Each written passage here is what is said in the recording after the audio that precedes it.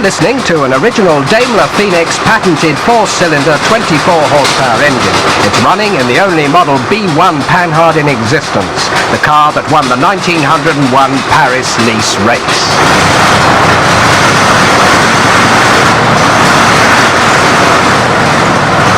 Panhard pioneered the first 4-cylinder and vertical twin engines. The company was the first to use a steering wheel instead of a tiller.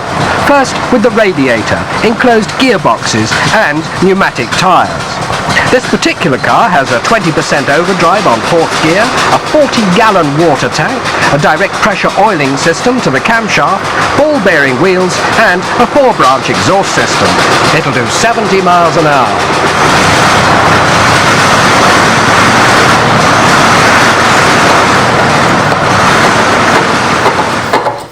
You have to pressurise the fuel tank with what looks like a bicycle pump stuck to the side of the scuttle to start this 1926 Bugatti Brescia. But it's well worth the effort.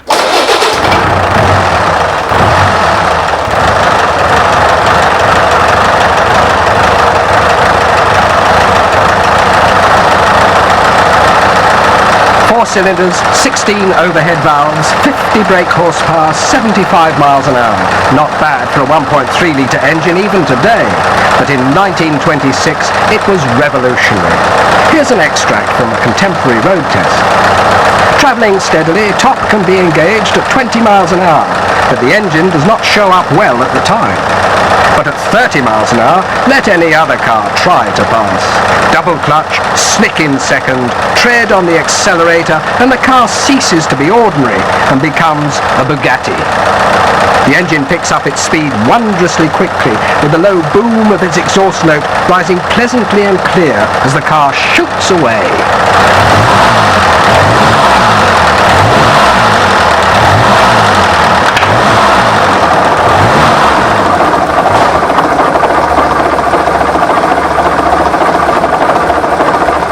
This is one of the most familiar British motoring noises of the 20s and 30s. It belongs to the first simple, small family car built in the UK.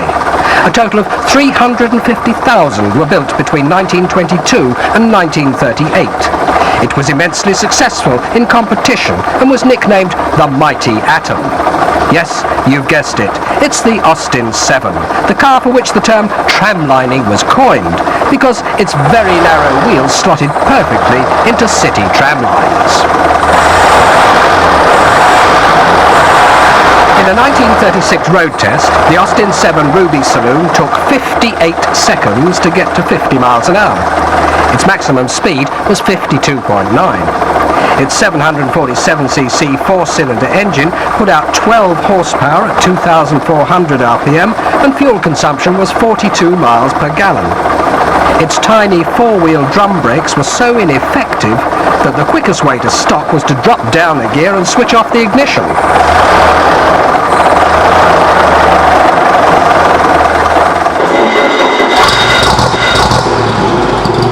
A Bentley bellow, the deep-chested, bassy sound of a 4.5-litre Bentley. This is the sound that makes the earth move for Bentley fans. The 4.5 is the car that Ettore Bugatti dismissed as a lorry, yet won the 1927 24-hour Grand Prix de Paris and the Brooklands 500 and the Le Mans 24 Hours in 1928. 4398cc, 4 thumping great cylinders, 110 horsepower at 3,500 RPM, and enough torque to accelerate from 10 to 120 miles an hour in top gear.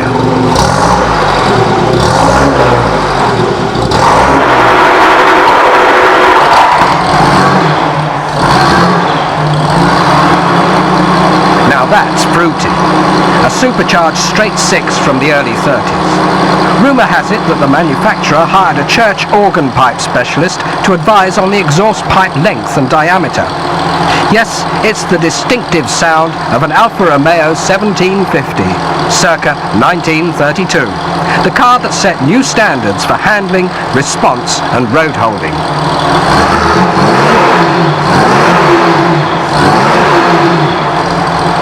91 miles an hour, 0 to 50 in 9.2, 0 to 60 in 13.9 seconds. 85 brake horsepower at 4,500 RPM and twin overhead camshafts.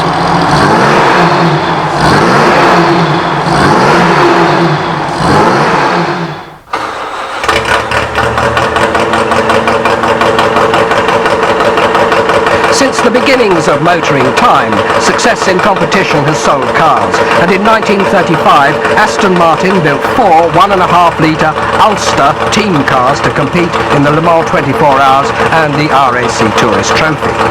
The car we're listening to, chassis number LM18, finished 12th overall and 7th in class at Le Mans, and came 3rd in class and collected the team prize in the Tourist Trophy.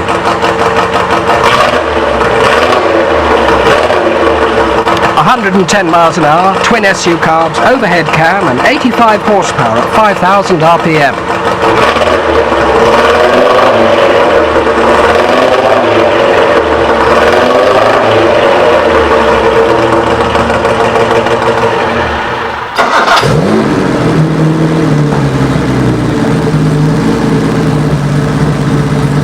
British straight 6, twin overhead cams, 3 twin choke Webers, 3.4 litres, 250 horsepower, 0 to 60 in 4.7, maximum speed 170 plus.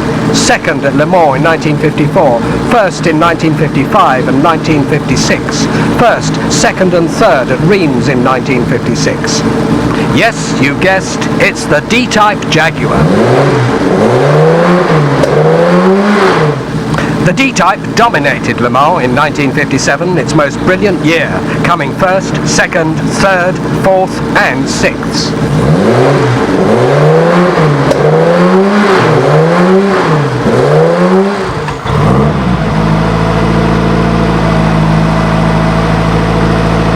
This is a Maserati Tipo 60, one of the last front-engine sports racing cars.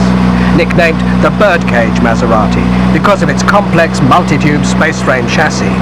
It won its very first race at Rouen in July 1959 and went on to gain numerous class wins in Europe and America.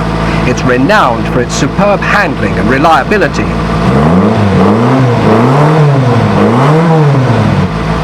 You'll no doubt be fascinated to know that this car was built for the private team of Count Giovanni Volpi of Venice, a VV to his friends. Carlo Abate drove it in the Targa Florio. The engine's a straight 4 2-litre twin overhead cam with a pair of twin choke Webers. It puts out 200 brake horsepower at a screaming 7,800 RPM, accelerates faster than a scalded cat, and does more than 140 miles an hour.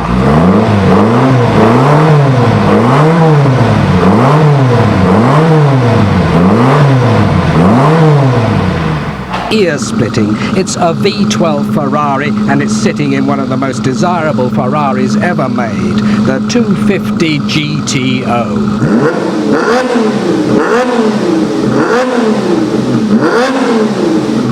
We're listening to the 3-litre engine, a 60-degree V12 with 6 twin-choke Webers.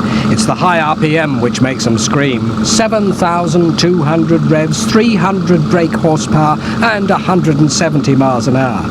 In 1963, this car took 5 first places, including the Spa 500 kilometres, where it set a new lap record, and the Zolder Grand Prix.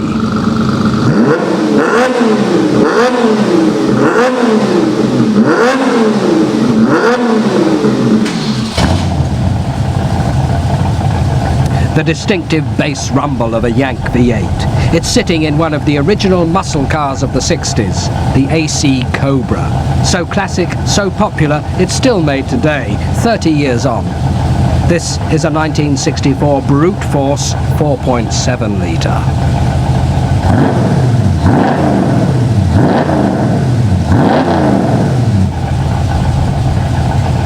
In a road test in 1965, the 4.7 got to 60 in 5.5 and 140 not much later. It did the quarter mile in 19.3 seconds. You want the facts? 300 brake horsepower at 5,750 RPM, 285 pounds-foot of torque at 4,500, single carb V8, leaf springs and 15 miles to the gallon. as if anyone cares.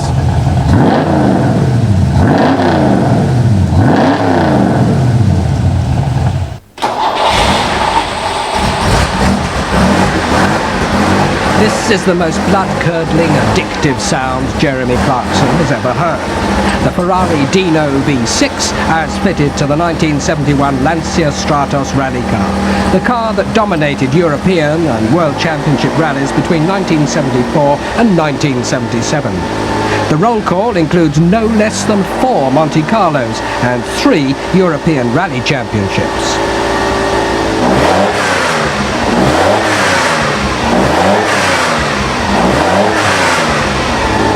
The balance and traction of the Stratos made it virtually unbeatable. The engine's a 65-degree 2.4 litre Ferrari V6, twin overhead camshafts per bank, 3 twin-choke Webers, 190 horsepower at 7,000 RPM, and a top speed around 160.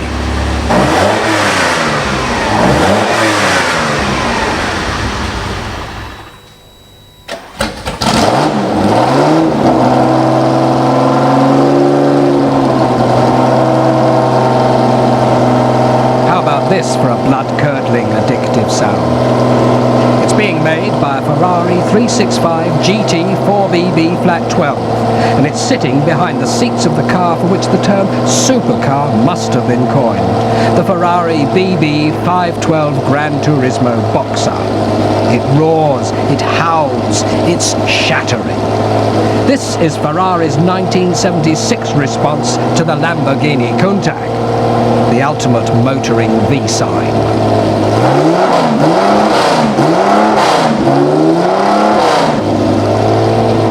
5-litre flat 12, twin overhead camshafts per bank, 4 triple choke Webers, 340 horsepower at 6,800 revs. An obviously out-of-tune car was road tested in 1975 in America and did the 0 to 60 run in 7.5 and peaked at 175. The 1979 race car we're listening to is claimed to get close to 200.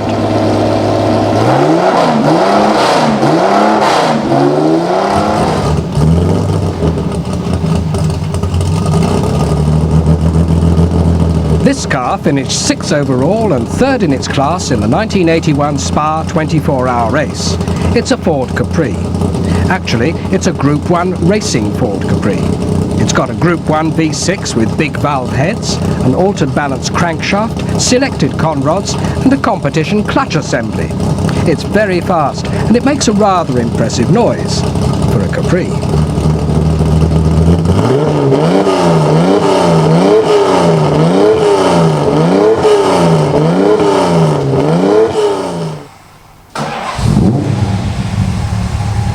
A burble with just a hint of menace.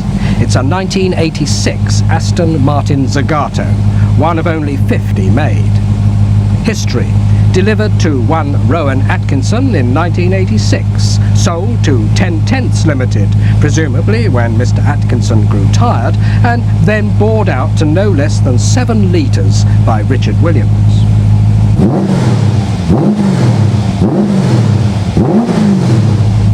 Nobody seems to know how fast or powerful the car is now, except very and very. So you'll have to be content with the figures from a 1988 road test of the 5.3-litre car.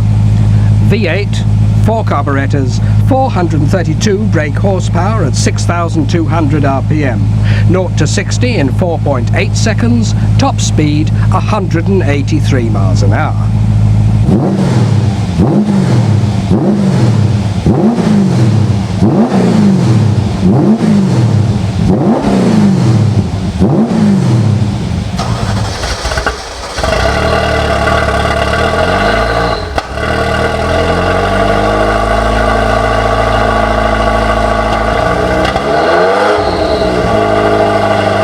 The supercar of 1988, the production car that beat the 200-mile-an-hour barrier.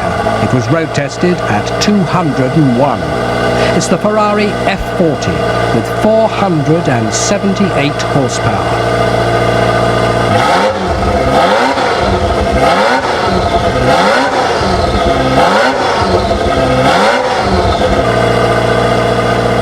It's a turbocharged 3-litre 32-valve V8. 60 comes up in 4.5 seconds, the quarter mile in 11.6. Road and Track magazine got so excited when they tested it, they forgot to measure the fuel consumption.